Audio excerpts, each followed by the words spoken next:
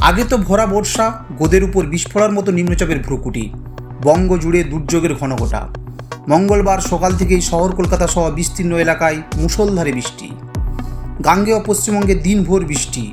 রাজ্যের অন্য জেলাগুলোতেও ঝড় বৃষ্টির পূর্বাভাস হাওয়া অফিসে। বৃষ্টির সঙ্গে কোথাও কোথাও 30 থেকে 40 কিলোমিটার বেগে বইতে পারে ঝোড়ো হাওয়া। উত্তরের জেলাগুলিতেও ঝড় বৃষ্টির সম্ভাবনা।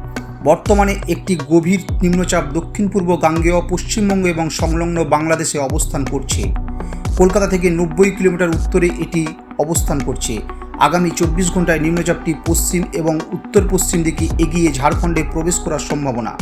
তার ফলে আগামীকাল বুধবার থেকে দক্ষিণের জেলাগুলিতে নিম্নচাপের প্রভাব কিছুটা কমবে। বৃষ্টির প্রকটও কিছুটা কম হতে পারে, এমনটাই জানিয়েছে হাওয়াবিদেরা। ব্যুরো রিপোর্ট, লটারি সংবাদ।